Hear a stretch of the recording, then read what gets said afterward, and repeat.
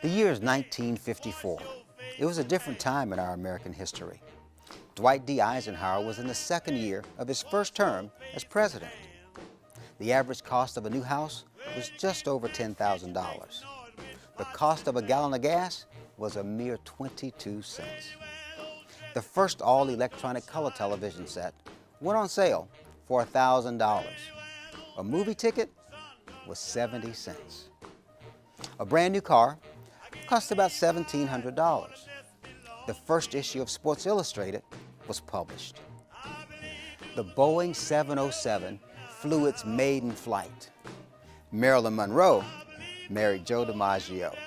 And Shake, Rattle, and Roll by Joe Turner was number 9 on the music charts, being played by blacks in juke joints all over the country.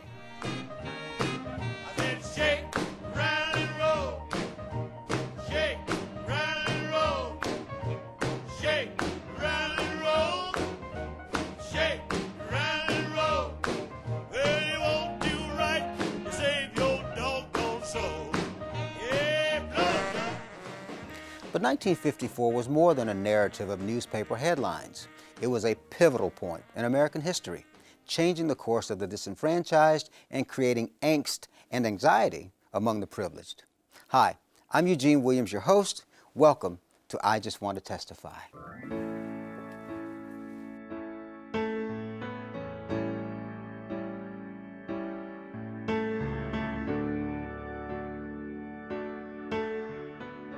For years, the Supreme Court decision of Plessy versus Ferguson supported the ideology that separate but equal met the tenets of the 14th Amendment's guarantee of equal protection. It was this decision that unjustly segregated public facilities and perpetuated a system of racism and classism in America. If you live in Topeka, Kansas, I'm sure that you have heard some of the more familiar names and seen some of the more familiar faces associated with this historic paradigm shift in American culture. Names such as Oliver Brown, Mrs. Richard Lawton, Mrs. Sadie Emanuel, Mrs. Lucinda Todd, Mrs. Iona Richardson, Mrs. Lena Carper, Mrs. Shirley Hodison, Mrs. Alma Lewis, Mrs. Darlene Brown, Mrs. Shirley Fleming, Mrs. Andrew Henderson, Mrs. Vivian Scales, Mrs. Marguerite Emerson, McKinley Burnett, Daniel Sawyer, Robert Carter, Jack Greenberg, Charles Bledsoe, Charles Scott, John Scott, Chief Justice Earl Warren, and of course, Thurgood Marshall. Each day, the students, teachers, administrators, and family members who fought segregation get older and pass on. In this show, we hear from just a few of those students, teachers, administrators, and family members that lived the fight of segregation and dealt with the early turmoil of integration here in Topeka, Kansas.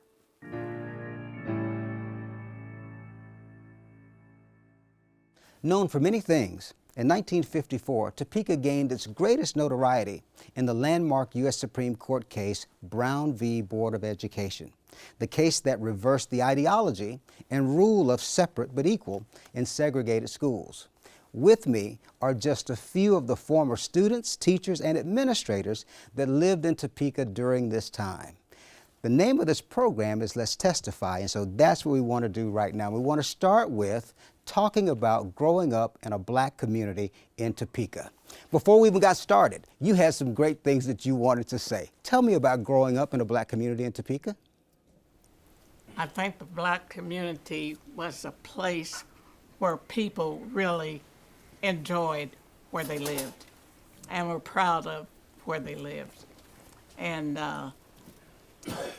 even though we were segregated in the schools and everything, the teachers were definitely a part of the community. Mm-hmm. They went to the same churches we went to. They were part of a visiting in our family. They came to our homes to eat, mm-hmm. and were really good friends. So it was kind of like you were integrated with the teachers and the community, uh-huh. which was beautiful. Yeah. And you just loved it. Yeah. Let's talk about black family life growing up in Topeka. Who wants to tell me about that? Okay. What were some of your experiences in your own homes? Oh, not all speak at once. Gladly. I mean, I'm kind of in the integrated phase of growing up, but in those days when I grew up, we had, 3 generations: grandma, mom, dad, and the kids, and so extended family was a big thing. So it was a wonderful kind of period. I grew up in North Topeka, over in Sandtown. Went to Second Baptist Church, and it was one of those. The church was full. I mean, it was a small church, by these mega church standards now, but everybody knew everybody. I mean, I know the Hickses, when I got in trouble, my teachers, and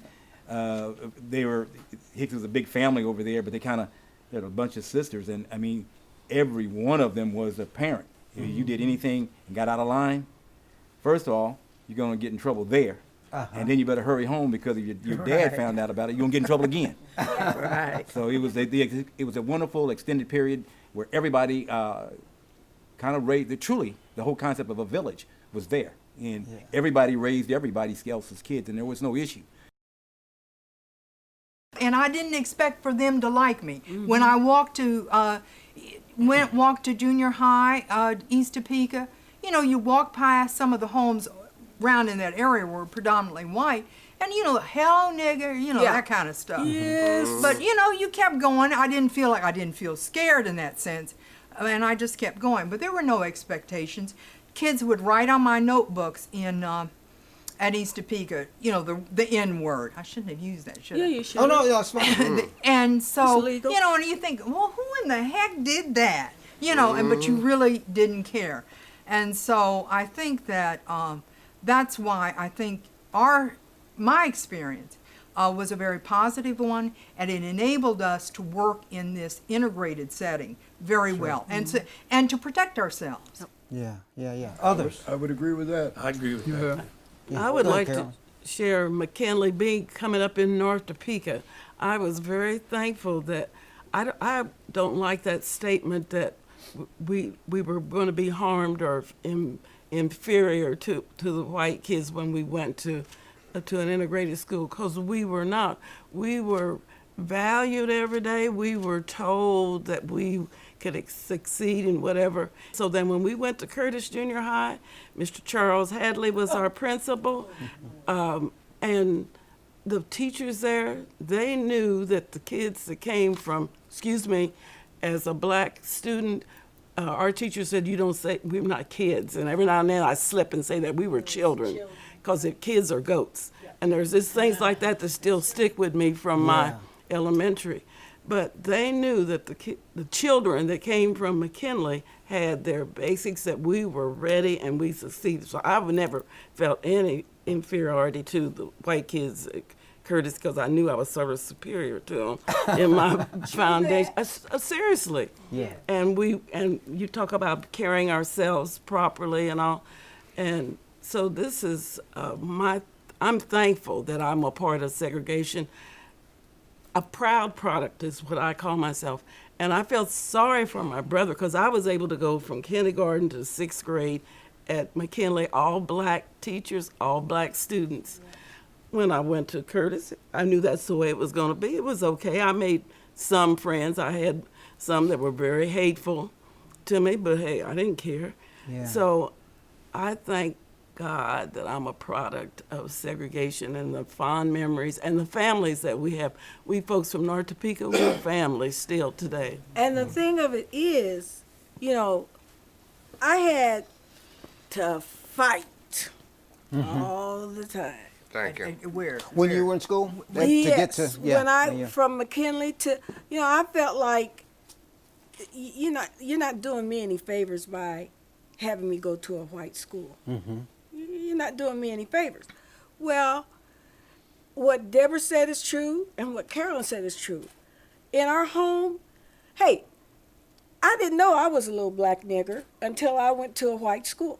Mm-hmm. I'm like, what? So hey, this is what time it is. You meet me after school over here. And that's how we settle stuff.